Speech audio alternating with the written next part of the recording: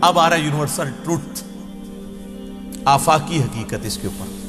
افتؤمنون ببعض الکتاب وتکفرون ببعض، تم اللہ کی کتاب کے کچھ حصے پہ ایمان رکھتے ہو اور کچھ کو چھوڑ دیتے ہو. یعنی اس پہ تو ایمان رکھا تم نے کہ قیدیوں کو آزاد کرنا ثواب کا کام ہے، لیکن جو ان کو قتل کر کے یا ان کو مجبور کیا اپنے ملک سے نکلنے پر، وہ بھی تو اللہ نے کتاب میں ہی نازل کیا تھا، اس پہ تو تم ایمان نہیں لے کر آئے. آدھے دین اپنی مرضی کا لے لیا اور آدھا دین اپنی مرضی سے چھوڑ دیا. اور یہ سب کچھ ہم بھی کر رہے ہیں. یہ مسلمانوں کے اندر یہ رائج ہے کہ وہ رمضان شریف کا خدا اور ہوتا ہے اور غیر رمضان کا اور. رمضان میں ماشاءاللہ یعنی ایسی نمازیں پڑھتے ہیں کہ جو پکے نمازی ہیں وہ بھی پریشان ہو جاتے ہیں کہ یار مطلب ہم بھی اس طرح کی نماز نہیں پڑھ سکتے، لیکن جیسے ہی عید کا چاند نظر آتا ہے تو صبح کا بھی انتظار نہیں کرتے، کیونکہ شیطان رات کو جو آزاد ہو جاتا ہے اسی وقت ویلکم کہتے ہیں. اور جناب آپ دیکھ رہے ہیں نوجوانوں کو اسلامی بہنوں کی خدمت کے لیے بازاروں میں گھوم رہے ہوتے ہیں. ٹھیک ہے، کسی نے سودا کسی کا وزنی ہو تو جا کے مدد کر دیں، اس لیے جا رہے ہوتے ہیں نا. تو یہ چند دین کے چند حصوں پہ عمل کرنا، بعض کو عمل کرنا، بعض کو چھوڑ دینا، یہ ہر جگہ اپلائی ہوتا ہے. قرآن اس لیے تو استعمال ہو رہا ہے کہ جی اس کی تلاوت کی جائے، اور جو اصل مقصد تھا اس پہ عمل کرنا وہ چھوڑ دیا. وہ بھی تو قرآن ہی کہہ رہا تھا نا، یہ قرآن اس لیے نازل ہوا ہے تاکہ اس پہ تدبر کرو، اس سے نصیحت حاصل کرو. سورہ صاد کے اندر وہ چھوڑ دیا اور کہا جی قرآن میں ہے کہ جی تلاوت کرو اس کی، قرآن حکیم کی، جیسا کہ تلاوت کرنے کا حق ہے، ٹھہر ٹھہر کے پڑھو. یہ عمل ہو رہا ہے، جو اصل مقصد تھا وہ چھوڑ دیا.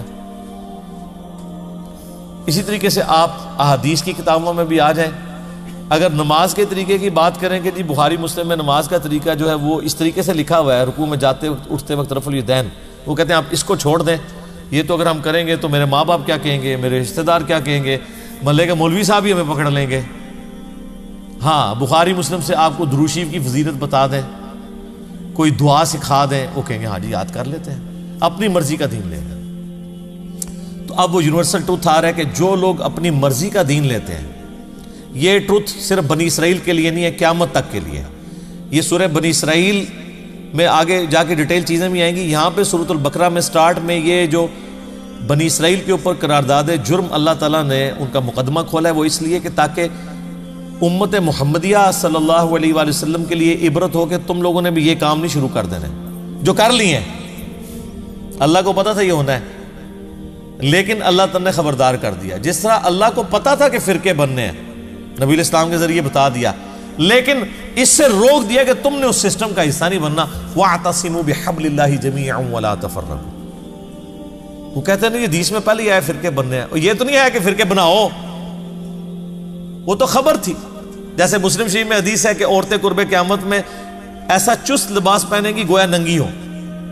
تو اب کوئی اپنے گھر والوں کو ننگا لباس بنانا شروع کرتے کہ جی وہ تو پہلے ہی حدیث میں آیا کہ پہنیں گی. نہیں، وہ تو بتایا گیا اس سسٹم کا حصہ نہیں بننا. فرقے بنیں گے، تم نے اللہ کی رسی قرآن کو مضبوطی سے پکڑنا ہے، فرقوں میں نہیں بٹنا. یہاں پہ بھی دیکھیں اللہ فرماتا ہے جو لوگ کتاب کے بعض حصے پہ ایمان رکھتے ہیں اور بعض کو چھوڑ دیتے ہیں، فما جزاء من يفعل ذلك، ایسے لوگوں کے لیے جزا نہیں ہے. جزا یعنی یہ سزا کے معنوں میں، کیونکہ عربی میں دونوں طرف یہ استعمال ہوتا ہے.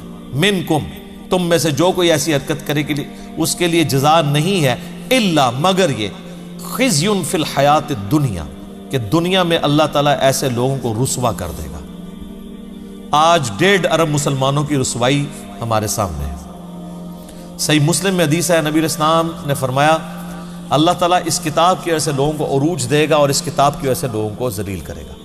صحابہ کرام علیہم رضوان کو، اہل بیت کو عروج اس کتاب کی وجہ سے ملا، اور بعد والوں نے اس کتاب کو چھوڑا تو ذلت اور خواری. اللہ نے فرمایا تھا کہ بعض حصہ بھی کتاب کا چھوڑ دیا تو مارے گے، ہم نے تو کتاب کا اکثر حصہ چھوڑ دیا.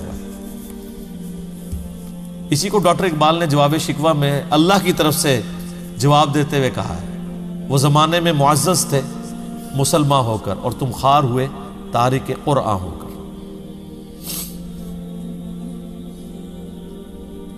وَيَوْمَ الْقِيَامَةِ يُرَدُّونَ إِلَىٰ أَشَدِّ الی اشد العذاب، اور قیامت والے دن شدید عذاب میں جھونکا جائے گا. یعنی دنیا میں تو رسوائی ہونی ہے، آخرت کا بھی جو ادھار باقی ہے نا وہ تو بہت ہی شدید ہے. دنیا میں تو یعنی زیادہ سے زیادہ کوئی کتنا جی لے گا رسوائی کے لیے، 60 70 80 سال، لیکن آخرت کا جو عذاب ہے وہ تو بہت شدید بھی ہے، لمبا بھی ہے، وہ ابھی باقی ہے. وَمَا اللَّهُ بِغَافِلٍ عَمَّا تَعْمَلُونَ، اور اللہ تعالیٰ غافل نہیں ہے جو کچھ کام تم کر رہے ہو، جو کرتوت تم کر رہے ہو، اللہ کے سب نظر میں ہے.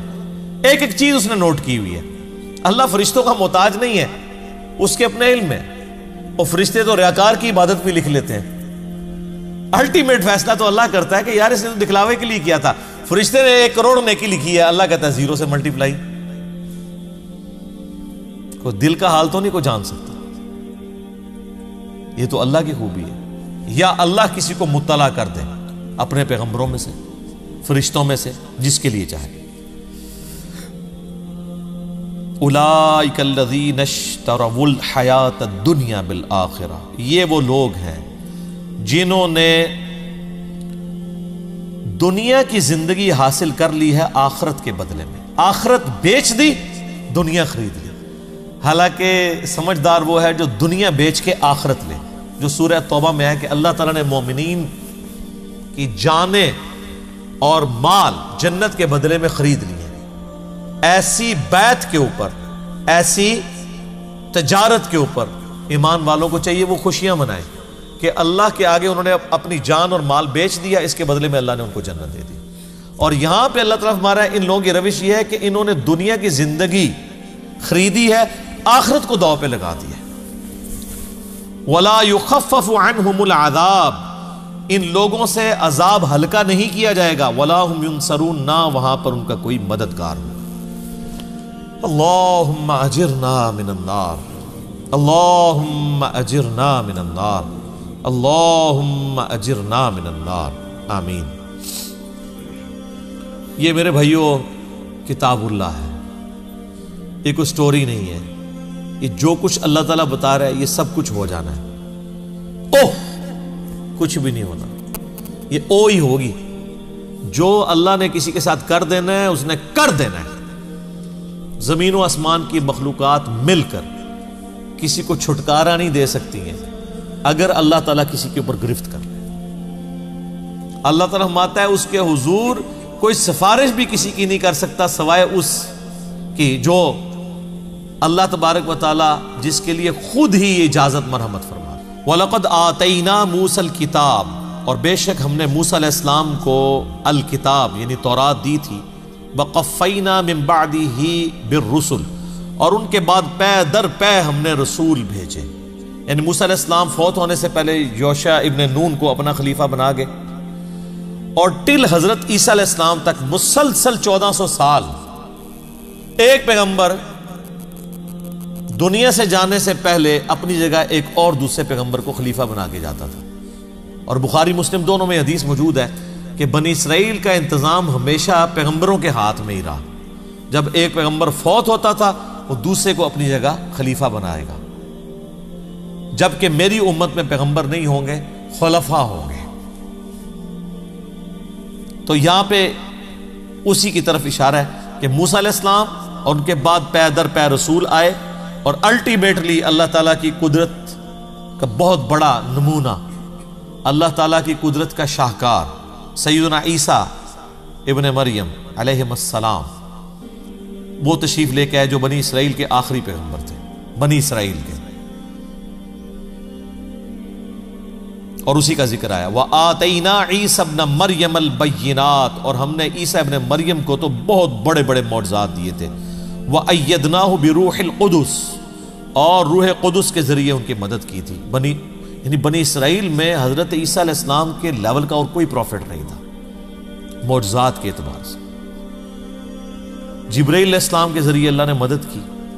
سورہ آل عمران میں، سورۃ المائدہ میں اور سورہ مریم کے اندر 3 سورتوں میں ان کے معجزات کا ذکر ہے کہ وہ مٹی کی مورت بنا کر اس میں پھونک مارتے تھے، اللہ کے اذن سے وہ پرندہ بن جاتی تھی.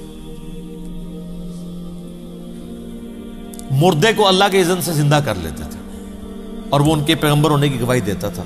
پھر وہ مر جاتا تھا. یہ نہیں ہے کہ زمین پہ چلنا پھرنا شروع کر دیتا تھا, نہیں. وہ تو سورہ یاسین میں اللہ تعالیٰ نے واضح فرما دیا ہے کہ جو مر چکے ہیں نا وہ دنیا میں نہیں واپس اب آنے گے. سورۃ الواقعہ میں بھی ذکر موجود ہے. تو اس کے علاوہ وہ مادر ذات کوڑی اور اندھوں کو اللہ کے اذن سے شفا دیتے تھے, یعنی جن کے ڈھیلے بھی نہیں آنکھوں کے ہوتے تھے نا, وہ مٹی رکھ کے تو ہاتھ پھیرتے تھے تو آنکھیں آ جاتی تھی. سر آنکھیں ہوں بھی بنائی چلی جائے تو اس طرح آنکھیں واپس نہیں آتی ہیں. اتنے بڑے بڑے معجزات.